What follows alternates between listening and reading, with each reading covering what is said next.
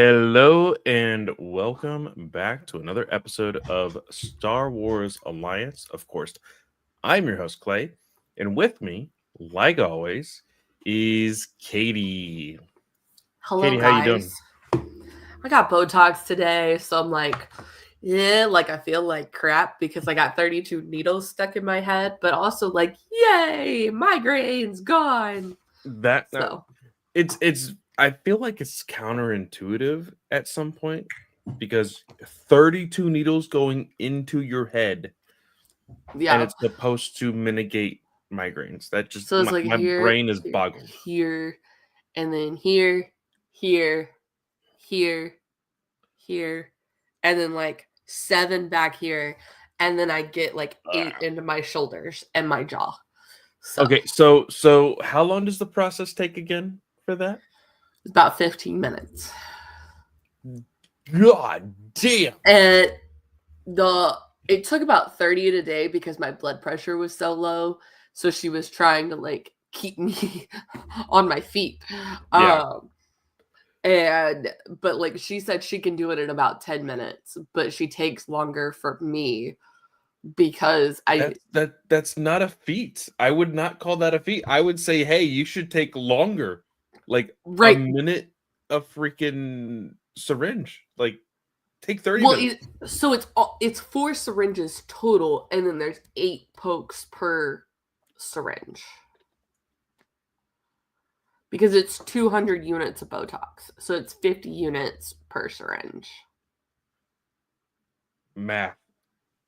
It's hard. It's the end of the day. I don't even want to deal with all that. I was like, wait, what? I started to think about it. No, not gonna do it. Nope.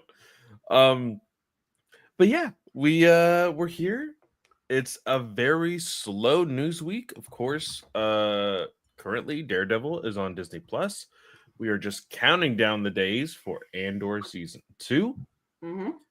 And if we would have known it was going to be this short of a news week, we probably would have listened to the sequel to the Audible original, the High Republic one. Yep. So that might be something that we have to do next week, depending on the news cycle. Uh, but yeah, we don't have a whole lot of stuff. I will say some of the bigger highlights is gaming related stuff. So Mm-hmm. Katie's Rumors kind of based on the celebration. Yeah. yeah, rumors and then also cancellations, shutting down some stuff. Um so we'll get to talk about that as well as like Katie also kind of mentioned uh uh celebration scheduling. So Mm-hmm. we'll talk a little bit about that. But I just want to take a moment because we're going to have such a short episode. I want to go ahead and say Katie has been seeing it on my Instagram. I have been on a crazy like book purchasing. Like I don't know if it like gives me some sort of high or it's some sort of addiction, guys. Uh I don't even know if buying a Kindle would necessarily or any type of like e-reader would necessarily save me money because I've seen so many people get lost in the shuffle of buying a ebook and then buying the physical copy immediately after. So it's like, oh Exhibit god. A. Which Exhibit does remind B, me, which you can't see on camera. guys, of very exciting news. Katie and I actually got the uh the ARC for Wayfinder, Wayseeker. Wayseeker, sorry, Wayseeker, and I think I'm gonna need to take a pause on all my reading to actually jump on that soon. Um, Yes, it's not the embargo for that, guys, is April 21st, so it's right after celebration. So I'm assuming that there's going to be early copies at the celebration for people to pick up. yep. Um, so just keep that in mind with how you guys are looking at this book. But our review should be out the 21st, Hmm. along with our Andor season 2 premiere review, and then our celebration stuff. So all that will be coming out that week. So yeah, I am currently in the beginning chapters. I say beginning chapters, but I think I'm on chapter like 7 or 8 of Thrawn Alliances. I have started to dive into that because I think we are covering that next week. yep. And again, guys, these are mostly going to be my thoughts. Katie has been reviewing these. There's on this exact same podcast, like she has reviewed it like 4 times already. So she's going to be asking me questions about the book, and I'm going to be giving my thoughts. I already gave my thoughts on the first book, Thrawn, and that was on our last episode. But if you would like to wait, I am splitting them into their own episode that we're going to drop later when we have like some sort of slow week for us to kind of just throw it all together. But yeah, with that, let's go ahead and jump into some of the early news that came this week. Knights of the Old Republic.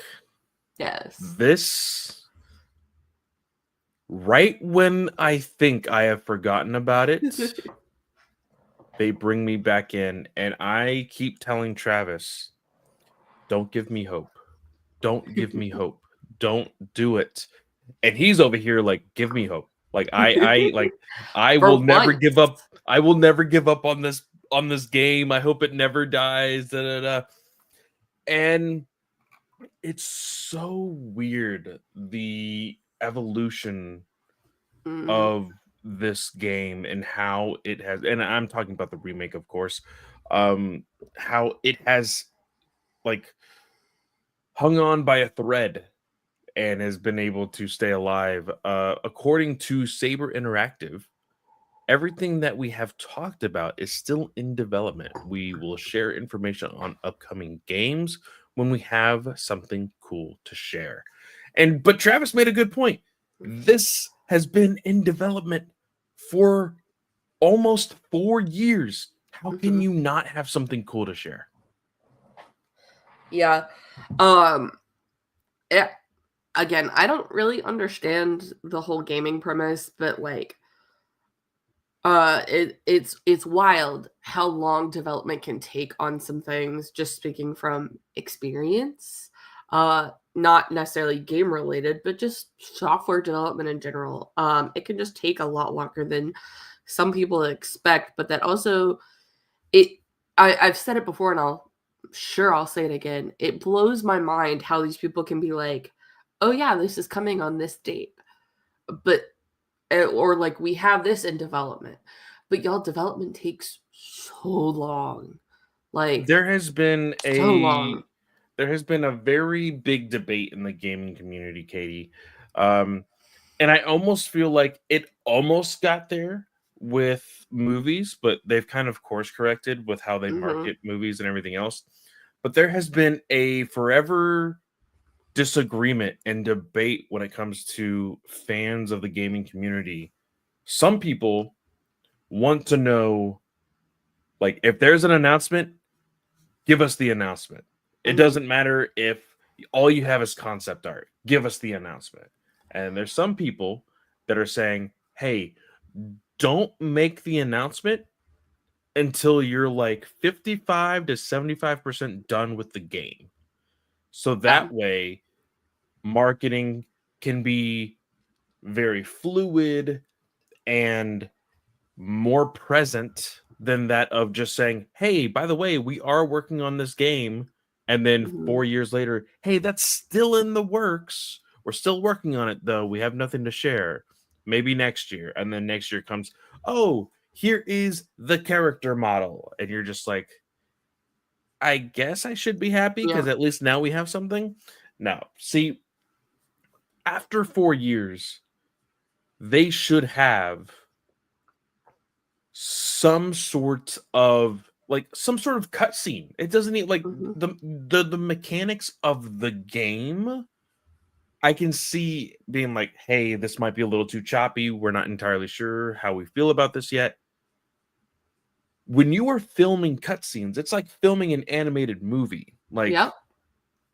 you should be able to steal something from there to create some sort of, another teaser, because we still have the Knights of the Old Republic teaser with Revan, Yep. him blowing up the lightsaber, coming out of the shadows, and all of that. Like, you can have more than that. I know you have Mhm. to. Like, it's been 4 years. It really doesn't make sense to me how, because you want people to have the hype for these video games, and so announcing something 4 to 6 years prior to release, it's just wild to me.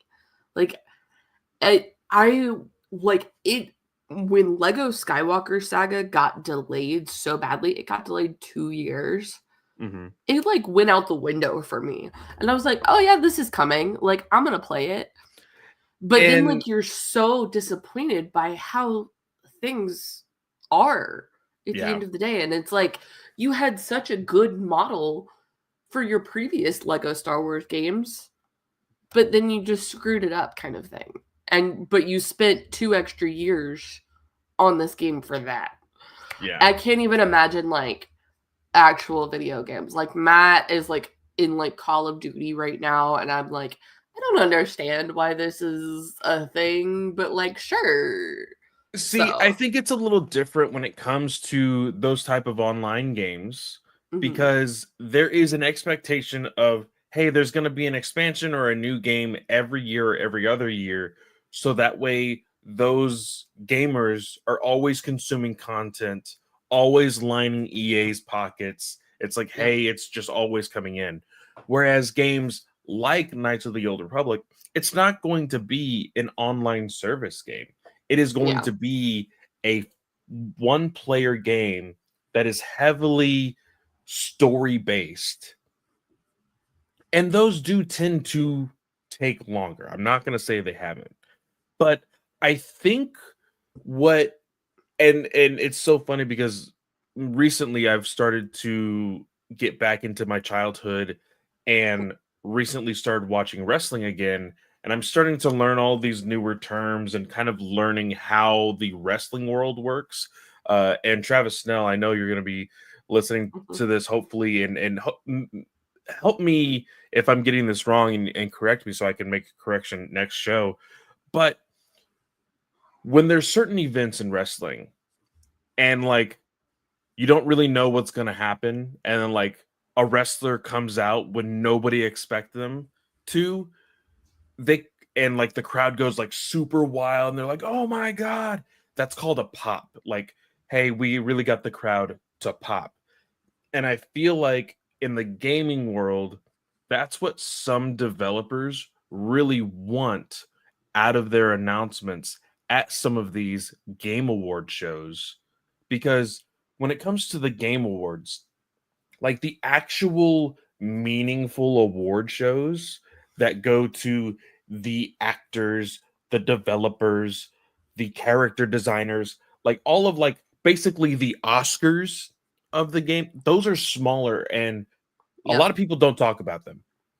A lot of people talk about the Game Awards, which is basically a huge advertisement for games that are going to be coming out in the future, because they pay so much money, just like how they do in like a Super Bowl, to have their trailer at that award show.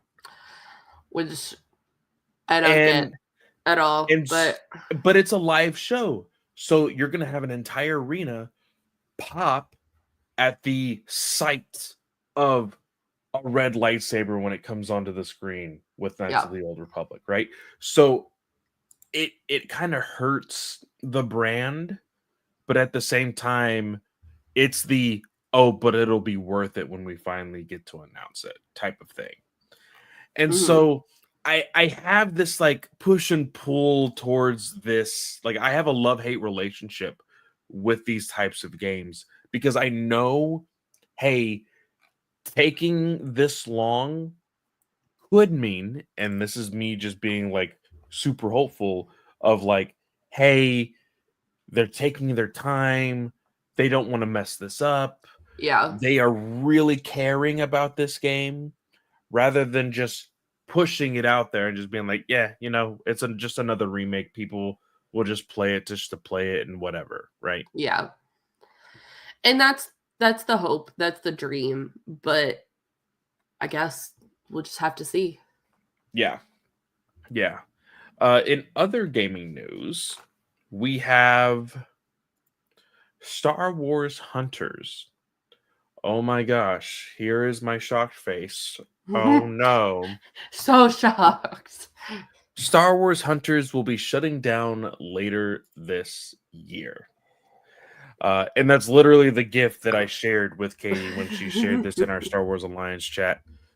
Star Wars Hunters will officially be shutting down on October 1st, 2025. The game's final update will come on April 15th, which will bring a new playable character for players to enjoy 8 months before closing its doors. There just wasn't a lot of Mm-mm. hype around this game. There was 3 years ago. Yeah, when the announcement was there, when there was this promise of what it could have been, and then they decided, hey, I think we can actually turn this into just a quote unquote money maker, free to play, cash grab of a hey, battle pass, buy weapons, buy characters type of thing, which Katie, I've said this to you plenty of times throughout the last few years.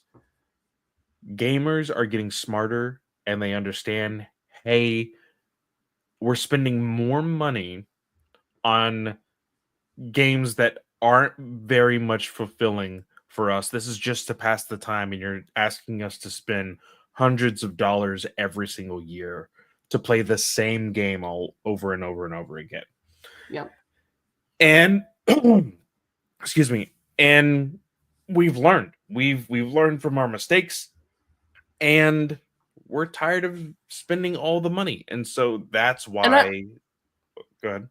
and I actually played this one for a little bit because like I played like Injustice 2 on my phone and stuff, and Hunters had a phone app, so I was like, you know what? Like let me try it kind of thing. It really wasn't that intuitive. It lived on the battle pass regime kind of thing. Um and it just wasn't super fun. Like it had like your goals for the day, but then you had to go into battle for those, obviously with it being the battle pass one. And it's not something that I could just see myself playing consistently. So I ended up deleting it. Uh Not surprised. I saw somebody say that the game was announced from the time the game was announced to the time it was made available worldwide. That was longer than how long it's been online or how long it will have been online. I mean, which isn't much of a surprise. I can't even remember the name of there was recently a game that came out on PlayStation, Mm-hmm. and I think it was online for less than 2 weeks and then immediately died. Um it's the way that these companies think that they can just, copy and paste all of the other successful games in the same Yeah. formula. And we're just going to say, hey, I've already been playing this type of game. I don't want to go out and pay just as much to play another game that's exactly like it. I'm going to go ahead and lead us into our like one of our other topics, but like the Wayseeker special editions from Yep. Inkstone and Goldsboro. It's kind Yes. of the same thing. Yes. Because Clay asked us in our chat and was like, I don't feel like sprayed edges are special anymore. Yeah, they are because they can make you pay $15 extra for the book. But Fourth Wing kind of did it and was like, hey, there's only one edition of it. We sold out of it. Now you don't get any. And now it's becoming super trendy. Because originally sprayed edges were just one solid color. There really wasn't any extra detail or anything to it. And now, I mean, these two books, yeah, they're not trendy or like they're not special, but they still look super cute. Like, here's the Inkstone book, if I can remember to click the page, with Vernestra's tattoo on the side. And here is the hardcover design with the light whip.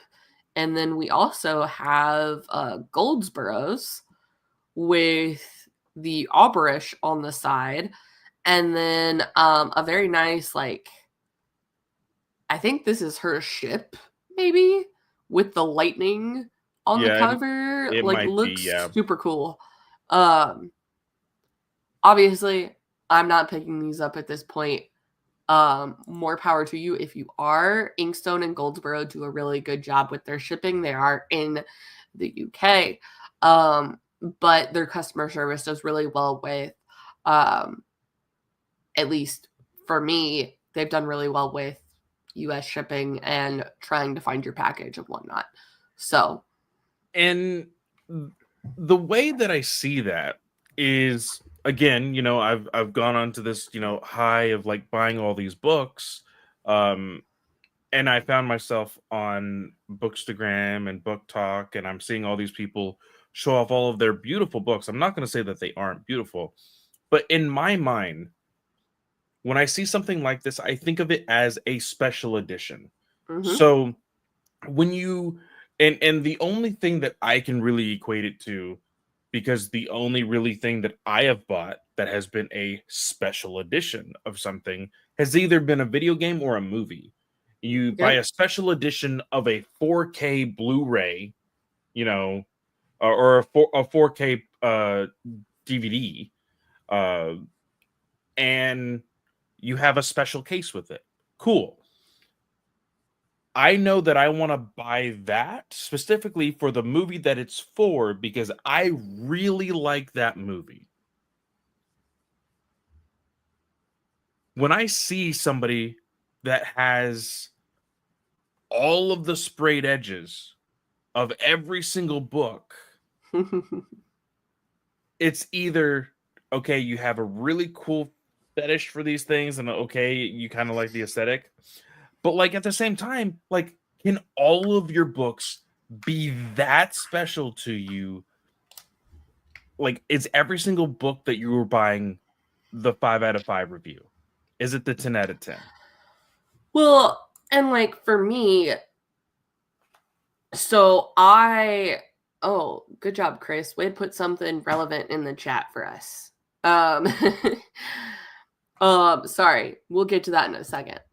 So for me, I picked up the sprayed edges for my books for Fourth Wing because I was like, okay, cool.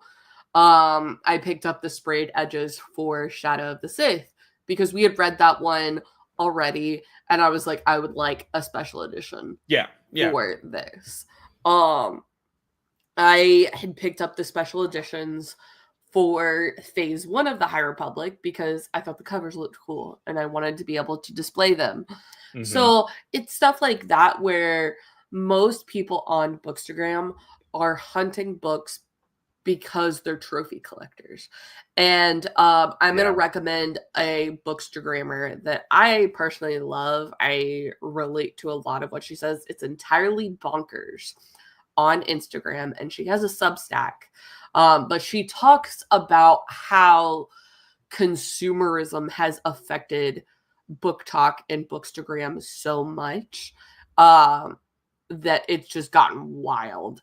And it's not necessarily the publisher's fault for taking advantage of people and like hopping onto trends, but it's also like, hey, we as consumers need to be smarter about what we're consuming. And okay, maybe you want to get a special edition of each book so it looks better on your shelf, but don't go then get 500 copies. Like, there's for the Fourth Wing and Iron Flame books, there's like 7 special editions with different sprayed edges. I saw that. Yeah.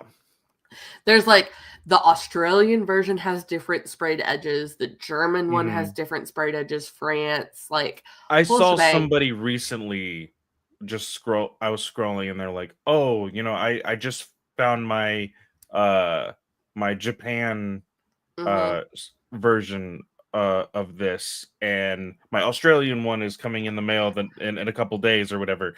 And I guess to each their own, because for me in that case, what I would say is, okay, if you love Fourth Wing that much,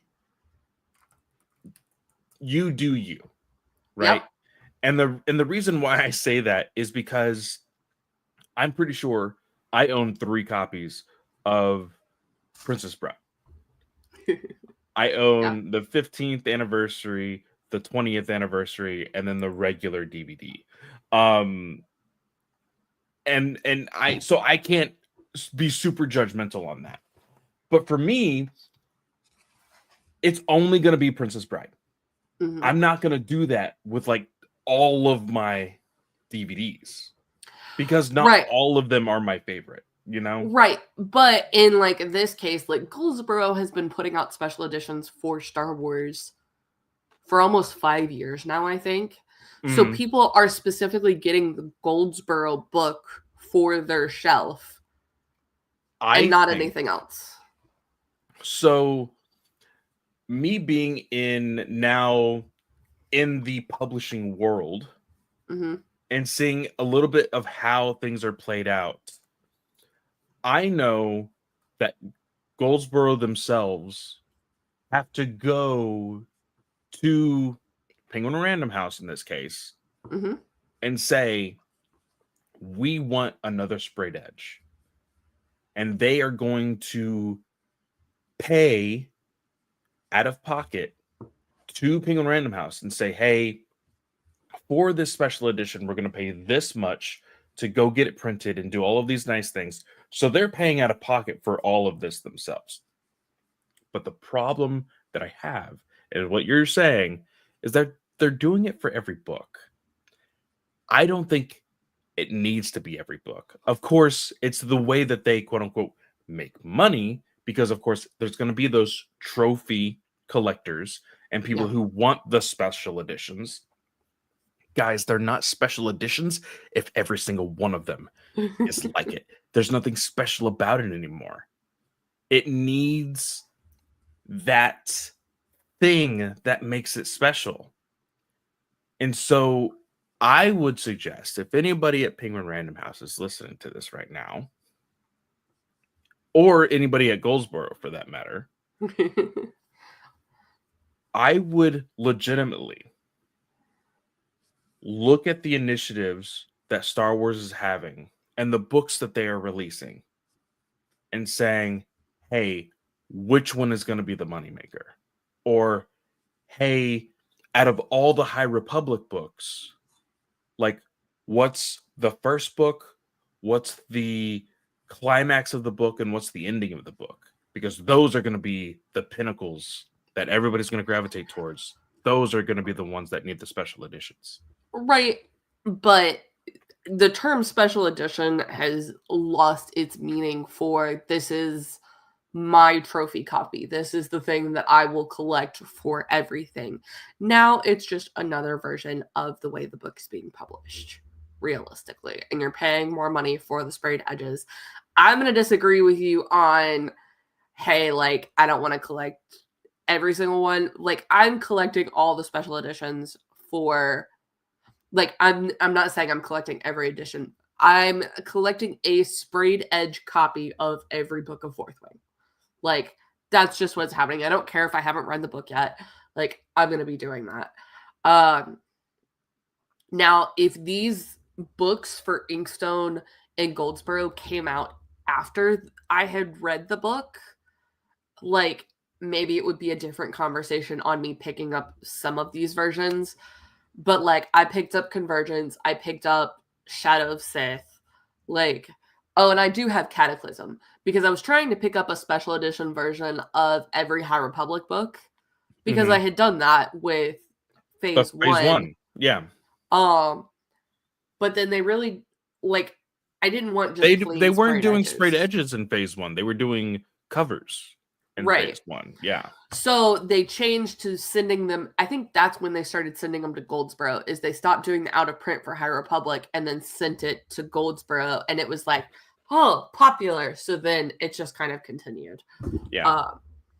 And so it's also just like you said, consumerism, and like, because again, I'm even thinking about all the versions of Brandon Sanderson's like Cosmere verse stuff, and there's so many different prints of, like, I saw that there's like an entire wave of nothing but white trade paperbacks and hardcovers, and they look so good, and I'm like, god damn it, why don't I have that?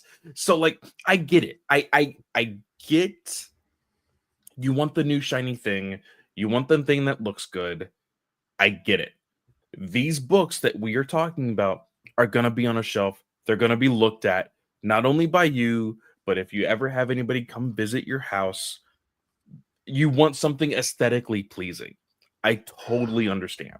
I can only imagine what people come to my house and say about walking into my library and going like, oh my gosh, this is a buttload of Star Wars books. Like, I can only imagine. Like, oh, it's got to be so funny. So yeah, they're gonna end up on a shelf. They're gonna end up well loved. And this is a trend that's just here to stick around for a little bit. So yeah. I'm kind of curious what the next big thing will be, though. Like, because I do kind of like, I remember that I missed out on Light of the Jedi and The Rising Storm. But you had shared the link with The Fallen Star, and so you I were was able to get that one. I was able to get that one because I still have the beanie that it came with. Amber Lynn wears that beanie all the time, and I just love it because it like in big letters it just says High Republic. So when it comes to the sprayed edges, like, a part of me looks at it and I'm like, okay, that would be kind of cool to have. But the thing that turns me off about it so much is that I'm seeing sprayed edges everywhere. That's literally the only thing that turns me off to it, is the fact that I see it more often than not. I think it's a distinctive trend. I actually really like the sprayed edges. If Inkstone and Goldsboro weren't in the UK, I would probably buy the sprayed edges version more than I would the traditional hardcover. Just being honest, because like, I take the dust jackets off the books. Like, I'm not a dust jacket person. I've never been a dust jacket person. I have a bunch of Book of the Month books, have no dust jacket on them. Like, I just don't like it. So to me, the sprayed edges give it more of a glossy finish that stays with the actual cover, stays intact with the book, because I feel like if I try to read a book with the dust jacket on, the dust jacket is just going to get ruined. So why would I leave it on the book? And then if I take it off the book, then I just lose it. So I like the sprayed edges, and I know some people, I have seen this where people will just turn the books around and they know exactly where it is in the order. So I feel like sprayed edges can make that look more creative. Plus, I watch a lot of home improvement shows. That's probably where I've seen it more, is because they don't want to give books the credit on screen and like pay like a copyright or whatever. So they turn them around and stuff. And I just find that funny, like sprayed edges, like, what are you going to do about that kind of thing? So, yeah. I think that we started this conversation with it being a little bit of a negative. We've kind of talked ourselves out of it, but like, You were negative. I am okay with it.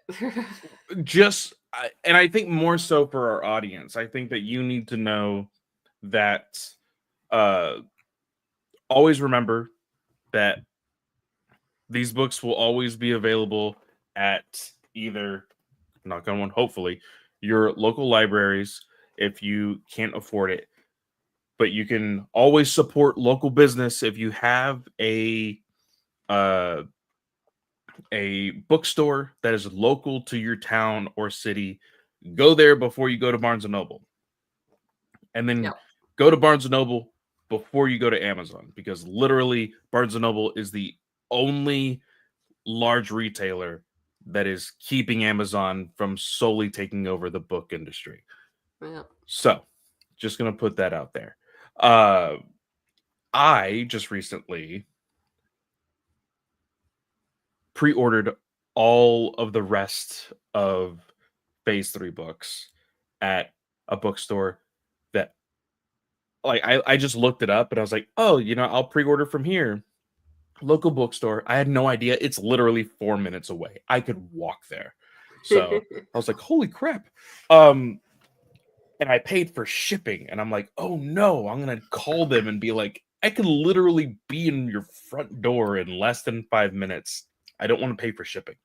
But yeah, support local businesses, and all of that great stuff. With these sprayed edges, like Katie said, a lot of the stuff, especially with Star Wars, is going to be overseas. It's going to be more. Think about your wallet before you think about Star Wars. Because you can get these books at the quote unquote normal price range. It may not have the sprayed edges, but just decide if it's worth it, is my thing, is what I'm starting to learn. If that's your thing, by all means, let it be your thing. Yeah. There are worse habits in the world. That is the truth. That's what I that's always what I told Abby about me buying all these books last weekend. I always laugh at my mom because I was at a friend's house and she was like, "What are you doing? Like, why are you there? Why aren't you in your apartment?" When I was in college, and I was like, "I'm at a friend's house. I'm doing drugs and having an orgy." And do you know me? Like, I am the least person to do this. And she was like, I can get you into rehab. And I was like, I'm at a friend's house. I'm studying for an exam we have tomorrow. Goodbye. Like, there are worse things that you could be doing. She never asked me where I was at again after that. So, but I told Abby the same thing. She's like, "Did you get enough books?" I was like, "Probably not." She's like, and the thing is, I donate plasma, and then I use that money for donating plasma either for lunch at work or to buy video games. And now, because video games are so damn expensive, I'm like, I'm gonna buy books. I'm gonna get 4 books for the price of 1 video game. So I think that's a better trade-off than anything.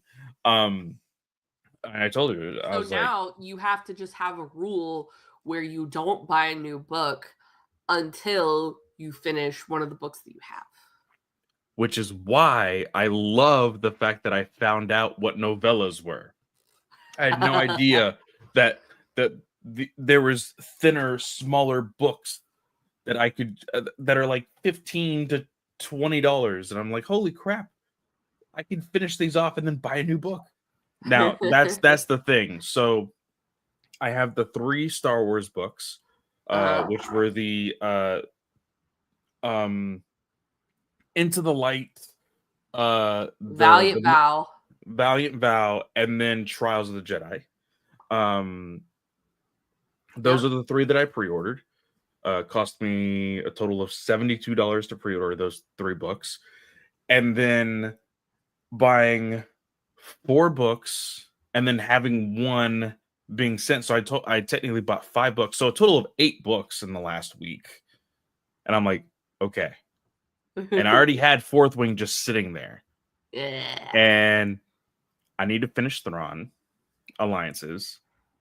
I need to finish Way of the Kings from Brandon Sanderson. That one's going to take me like 5 years to finish. Uh, but the Murderbot Diaries is a novella, and I also saw that I guess because I use Audible, I never purchased the like actual Audible like audiobook, but it like is letting me listen to it for free. I don't know if like why it's letting me. Which one? It's it's the Murderbot Diaries. I think it's under like a different title actually. It's I don't know. called All We could Systems talk about. Red is the actual title. But it's letting me listen to it for free and it's 3 hours long, so I'm like I'll probably listen to that like over the weekend. Yeah. Yeah, so I'm going to get a lot of reading in this year. But we did read something this week. Well, first we What? have the budget for the Oh Mandalorian yeah, Grogu. the news that Chris shared in our chat. Yes, yes, yes. Mandalorian Grogu has a budget, has official budget according to Collider. Katie, you want to share that with us? $166 million. With it, with the statement saying the cheapest Star Wars film made since Revenge of the Sith. Yep. How is it Which that? Oh well. Wait, are you? Hold on, hold on. Was the Clone Wars they don't more have the Clone expensive? Wars on this list. I would bet they're not including that in their comparison because I think Clone Wars the movie was like $8 million or something. We've talked about Was this. it really? Yeah. Or it might have made $8 million at the theaters. Budget $8.5 million. Box office $68.5 million. That is absolutely amazing. Sorry, I'm dying. I'm sorry about that. Yeah, so budget $8.5 million. So that's the cheapest.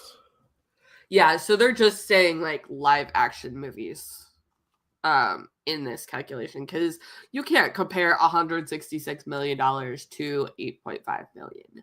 Like, that's But just see, not a fair also, comparison. I wonder what was the budget of Attack of the Clones? Says Attack of the Clones was 115 million. There you go, 115. Yeah. Still cheaper than what they're stating. And Mandalorian that's Grogu is. and that's Collider adjusting to 2021 dollars, by the way. So they've adjusted these for inflation. Yeah. Okay. So like A New Hope, released in 1977, production budget was $11 million. So like Revenge of the Sith was 113. So Okay. Yeah. They also received the California tax credit with this. So the budget was a lot more, but they're just not paying as much taxes on it. Yeah. Because they got the tax credit. So yeah. I'm excited to see what we get of this. The panel for Mandalorian and Grogu, guys, is 10 to 11 a.m. On Friday, April 18th. This schedule is not adjusted for.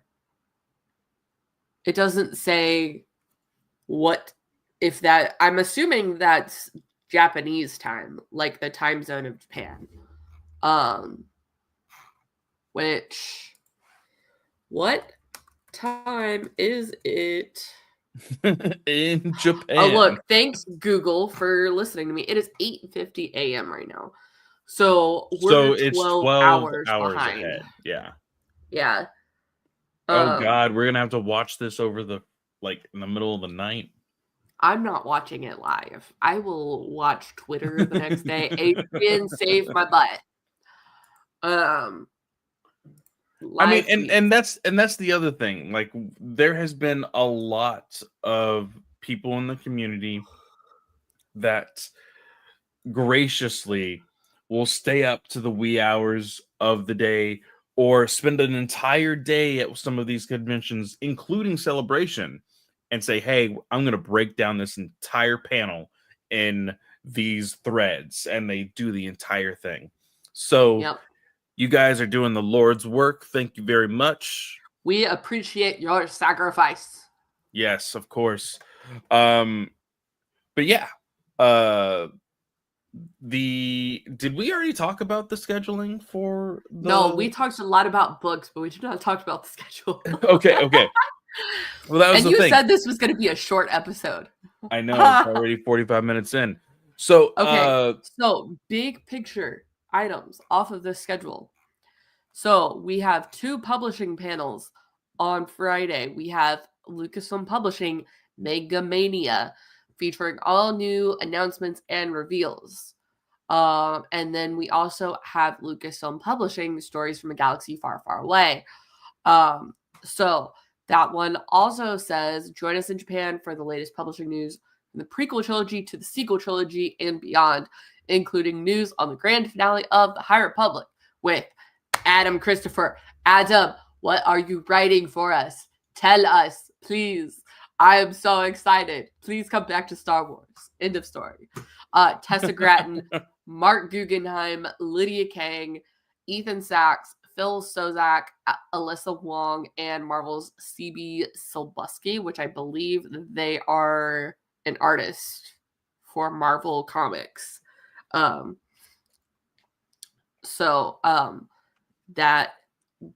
your panel right there. I'm very excited for this one. Obviously, I can't wait to not have to wait on those and just wake up and read the news. Silbuski is a writer, but more importantly, because I was like, that name sounds familiar. Why does that sound so familiar? He's the editor-in-chief of Marvel Comics. So, very impressive. Yeah. All right. So also Friday, we have Lucasfilm Animation's 20th anniversary. With Dave Filoni, Chief Creative Officer, and Athena Portillo, Vice President of Animation Production. And there will be a sneak peek at what's to come. How much money is on a Clone Rebellion show? So that's the thing. Everybody's freaking out about this. Sneak peek, oh my gosh, what's it gonna be? And a little bit of me believes that it's going to be Clone Wars adjacent. So we got Clone Wars, we had Rebels. I guess you can say we got Resistance. I'm still watching season 2. I still need to watch season 2. I enjoyed season 1, but it just didn't feel like it was a part of that same family. Mm-hmm. I think quite possibly either, I'm going to put my money down, either High Republic or it's going to be within the Mandoverse timeline between Return of the Jedi and Force Awakens. I could see that, and maybe doing like a Mandoverse era gives them an opportunity to tie that into the Heir to the Empire movie, if that's still going to be a thing.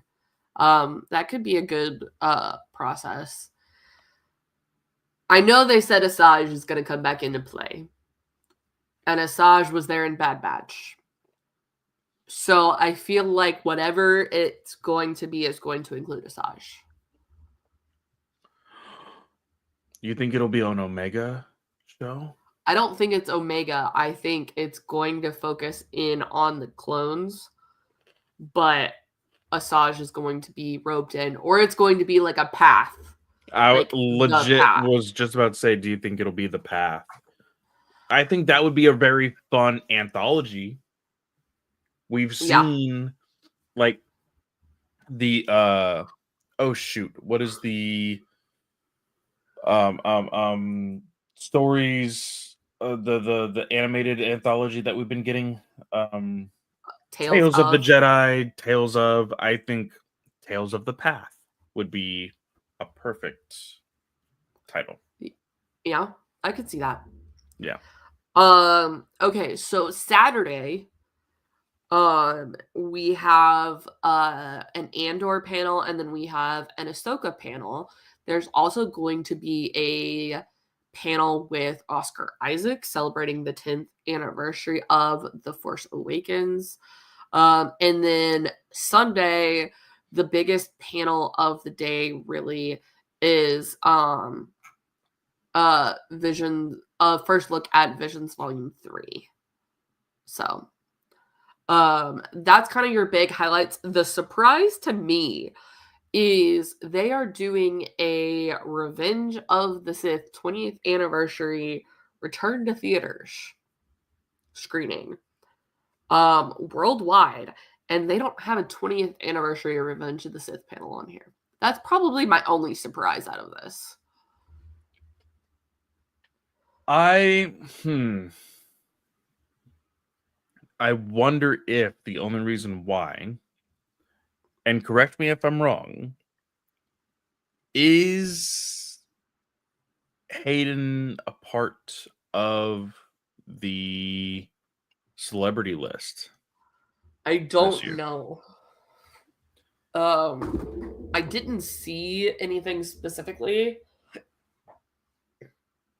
Um, Because if I could see them saying, hey, if we can get both Ian and Hayden to come back for this screening and panel, we will make a panel. If they can't make it, then we're not going to put it on the schedule. Hayden Christensen, right there, front and center. Oscar Isaac, Rosario Dawson, Ahmed Best, John Knoll, Diego Luna, Sam Witwer, Mads Mikkelsen, Alan Tudyk, Manny Jacinto, Daniel Logan, Anthony Daniels, Tamira Morrison, Doug Xiong, Ashley Eckstein. That looks like the biggest announcement so far. So Hayden is coming. Um, But no Ian? Vanessa Marshall is also coming. So Ewan is not currently scheduled to come. I think that Or at might least be it. hasn't been announced. Yeah. So. They're getting kind of, you know, it's gonna happen soon. Like I think if there's any more announcements, they need to make them pretty soon.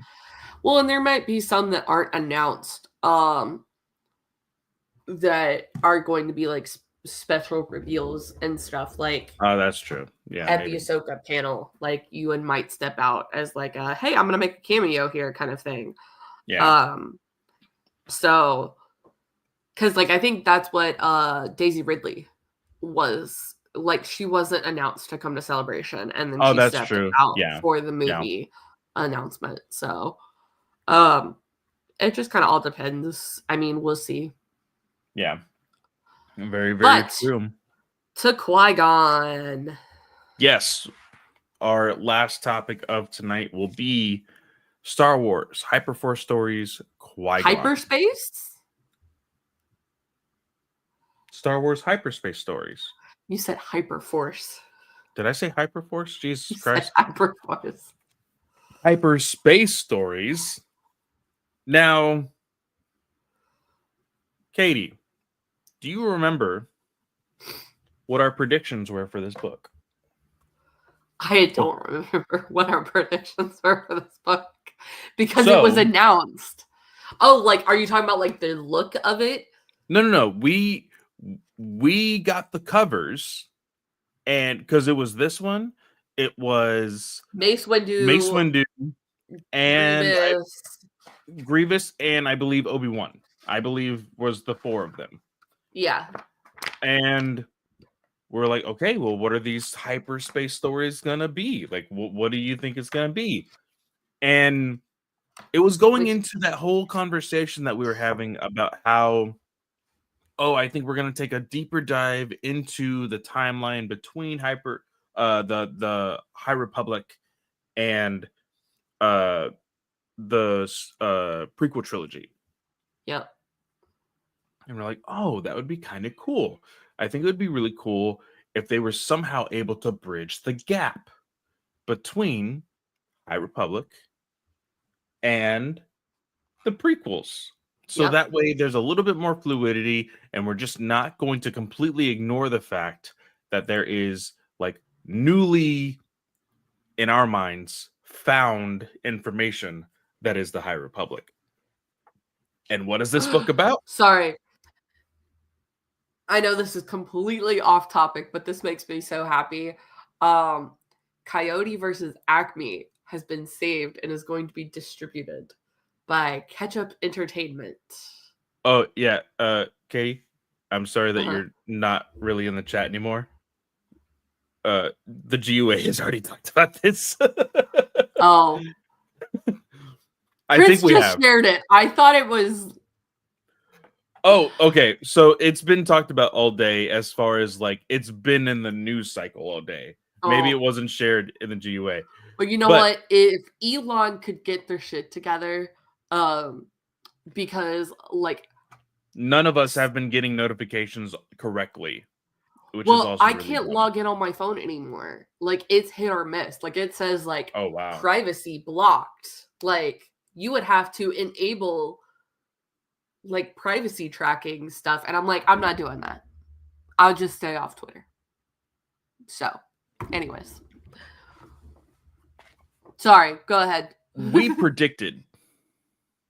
predicted what this story would be about. Yep, you're right. I do remember that now. And we did a damn good job at it, by the way. Yep. Because that's exactly what this does. This literally has Qui-Gon and Obi-Wan, but it also has flashbacks from when to Count Dooku and Qui-Gon. To Count Dooku and Qui-Gon. Most notably, when they were on a mission in Jeddah. Yep. And they encountered I want to get the name right. Guardians of the Wills. Guardians of the Wills, but also specifically they're hunting an artifact from the Brotherhood of the Ninth Door. The Brotherhood of the Ninth Door is what I was trying to find. Yes. So I really dug this because there's also a small lesson that is learned. So for me, I've said this more times than I can even count on both hands. Not only on this podcast, but on multiple podcasts. I despise non-linear storytelling. I despise it because in my brain thinks, hey, if there is a timeline, it should follow the timeline. The events of this should be before this, and that should be before that. I feel like they did the non-linear storytelling here very well. And that's what I was going to say. With these flashbacks, though, it works very well in telling the story of how Qui-Gon has learned his lesson. Yep. And the really big thing about that is we've always known Qui-Gon from, of course, literally just in The Phantom Menace and these small pockets of him elsewhere in storytelling.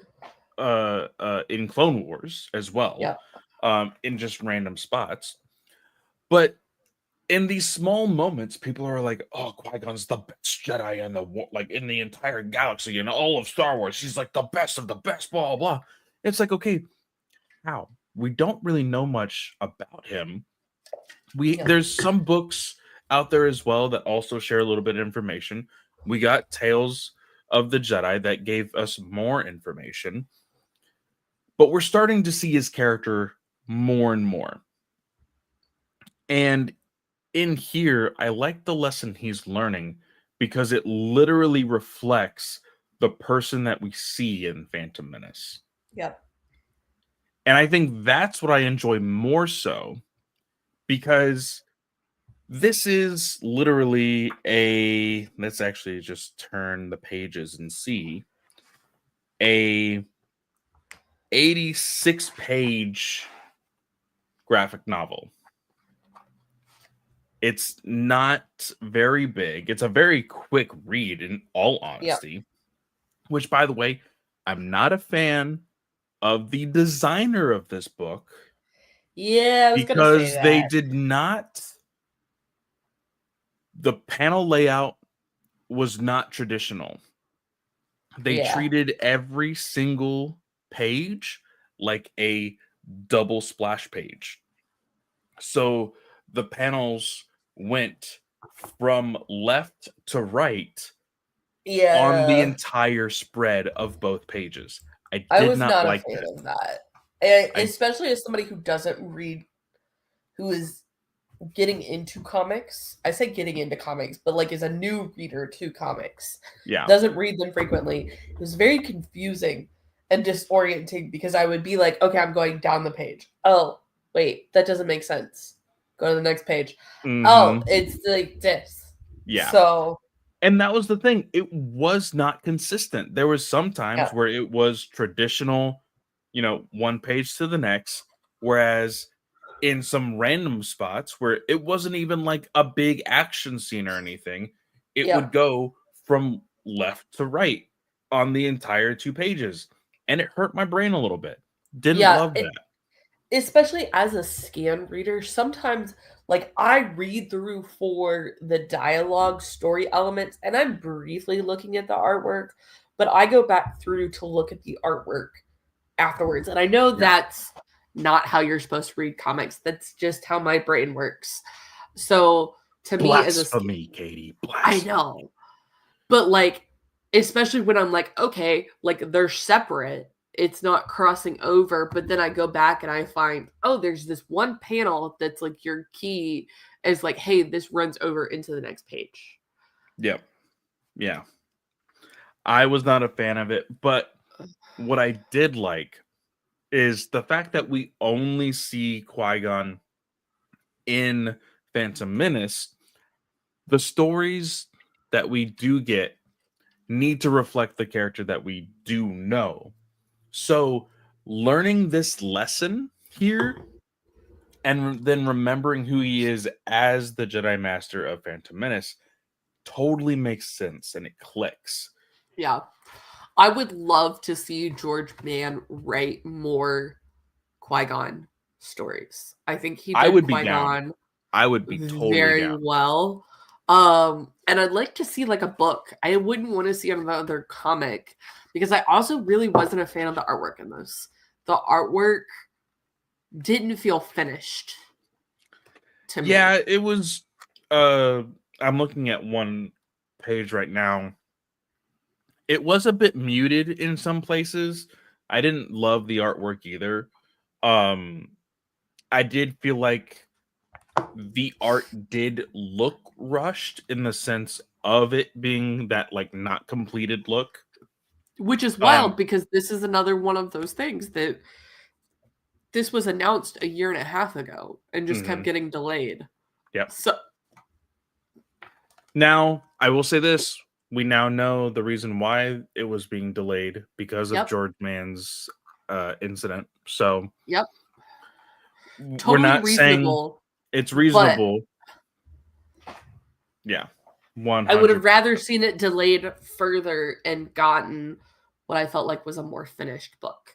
I Mhm. love the story. The artwork is the only thing I feel like that's lacking here. Yeah.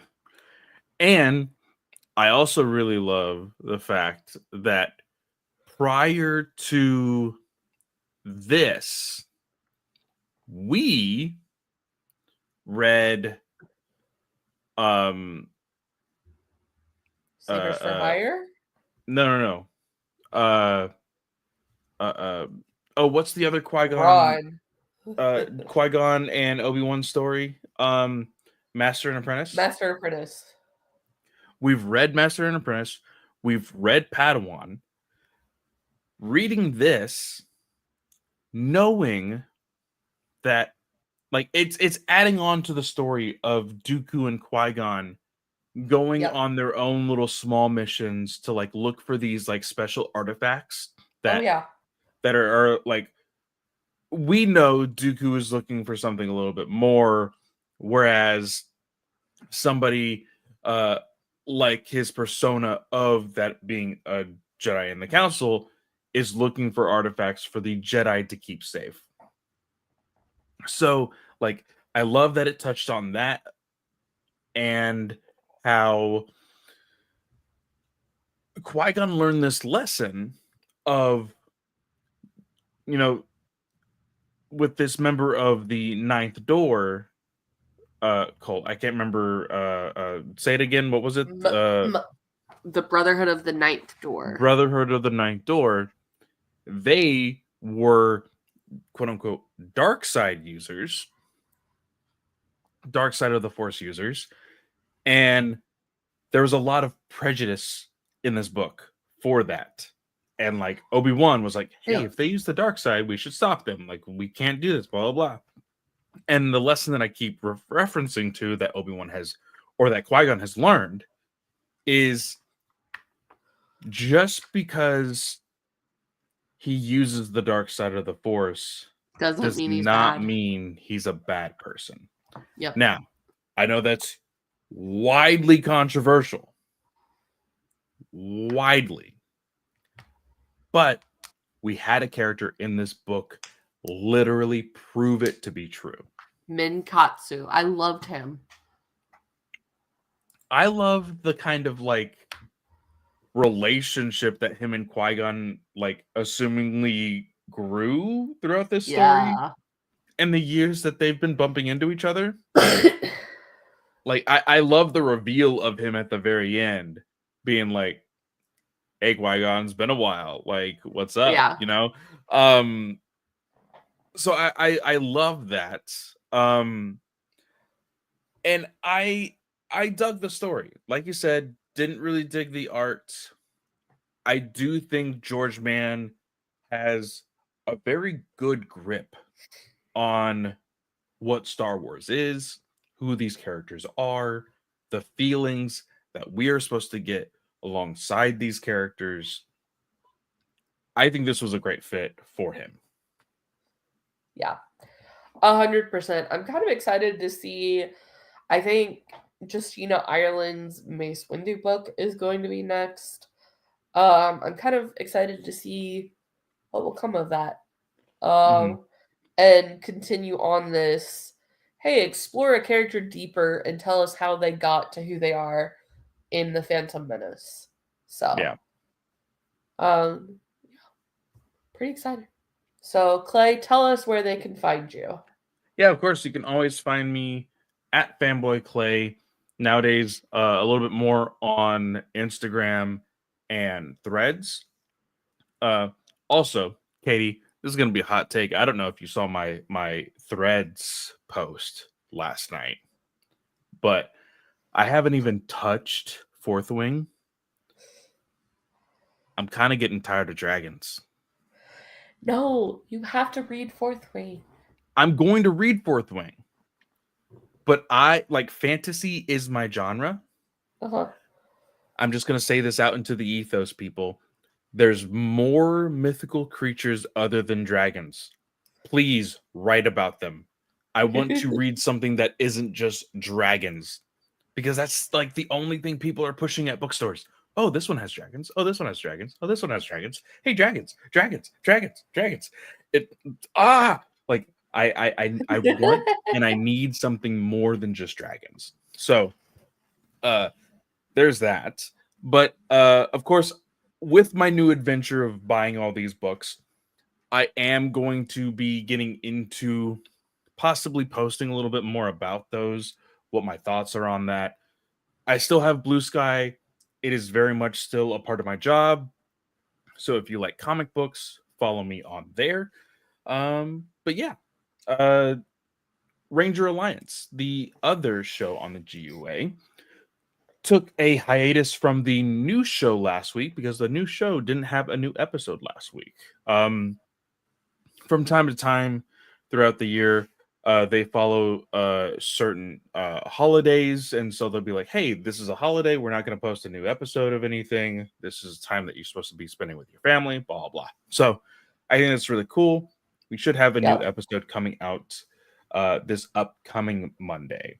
And then there's also news that Disney Plus is getting a Power Rangers series, so be on the lookout for me and Jake talking about that. So, very, very fun. Katie, what about you? Y'all, you can find me on most social media platforms. It's at Slash Katie. Clearly, apparently, I'm not on social media a whole lot. Life has been chaos. And I just don't spend a whole lot of time on my phone right now. Probably a good thing.